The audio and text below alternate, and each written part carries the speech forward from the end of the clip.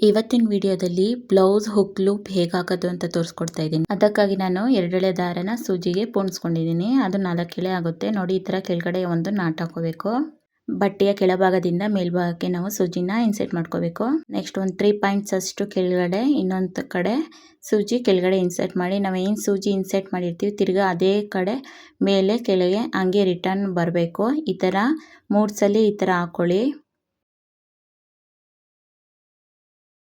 ನೋಡಿ. 3 ಸಲ ಈ ಥರ ಥ್ರೆಡ್ ಈ ಥರ ಹಾಕಿ ಬಂದಮೇಲೆ ನಮ್ಮ ಲೆಫ್ಟ್ ಸೈಡಿಂದ ಆ ಥ್ರೆಡ್ ಇಟ್ಕೊಂಡ್ಬಿಟ್ಟು ಸೂಜಿ ಹಿಂಭಾಗದಿಂದ ನೋಡಿ ಆ ಹೋಲ್ ಒಳಗಡೆಯಿಂದ ಬರಬೇಕು ನೋಡಿ.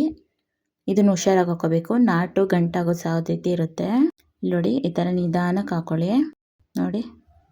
ಈ ಥರ ನಿಧಾನಕ್ಕೆ ಇನ್ಸೆಟ್ ಮಾಡ್ಕೊಳ್ಳಿ. ಒಂದು 5 ರಿಂದ 6 ಸಲ ಈ ಥರ ಮಾಡಿಕೊಂಡು ನಾವು ಸೂಜಿನ ಕೆಳಗಡೆ ತಿರ್ಗಾ ಇನ್ಸೆಟ್ ಮಾಡಿ ಹಿಂದೆಗಡೆ ನಾಟ್ ಹಾಕೋಬೇಕು. ನಾನು ಕಾಲೇಜ್ ಟೈಮಲ್ಲಿ ಫ್ರೀಯಾಗಿದ್ದಾಗ ಈ ಥರ ಪಕ್ಕದ ಮನೆಯಲ್ಲೇ ಬ್ಲೌಸ್ ಹೊಲಿತಾಯಿದ್ರು. ಅವರು ನನಗೆ ಬ್ಲೌಸ್ ಉಕ್ಕು ಮತ್ತು ಲೂಪ್ ಕೊಡ್ತಾಯಿದ್ರು.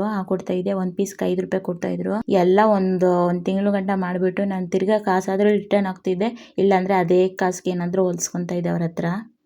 ಇನ್ನೊಂದು ಹುಕ್ ಲೂಪ್ ಹಾಕೋದು ತೋರಿಸ್ತಾ ಇದ್ದೀನಿ ನೋಡಿ. ನಾವು ಸೂಜಿನ ಕೆಳಭಾಗದಿಂದ ಇನ್ಸೆಟ್ ಮಾಡಿ ಮತ್ತು ನಾವೆಲ್ಲಿಗೆ ಎಷ್ಟು ಉದ್ದ ಬೇಕೋ ಅಷ್ಟಿಂದ ಅಲ್ಲಿಂದ ರಿವರ್ಸು ನಾವೆಲ್ಲಿ ಸೂಜಿ ದಾರ ಹಾಕ್ಕೊಂಡಿರ್ತೀವೋ ಅಲ್ಲಿಗೆ ಸೂಜಿ ಇಳ್ಕೊಂಡು 1 ಬೈ 1 ಹೂವು ಕಟ್ತೀವಲ್ಲ ಆ ಥರ ಈ ಥರ ಹಾಕ್ಕೊತಾನೆ ಇರಬೇಕು ನೋಡಿ. ಈ ಥರ ಹಾಕ್ಕೊಂಡ್ಬಿಟ್ಟು 6 ರಿಂದ 7 ಸಲ ಅಥವಾ 8 ಸಲ ಈ ಥರ ಮಾಡಿಕೊಂಡು ಕೆಳಗಡೆ ಸೂಜಿನ ಇನ್ಸೆಟ್ ಮಾಡಿ ತಿರ್ಗಾ ನಾಟ್ ಹಾಕೊಬೇಕು.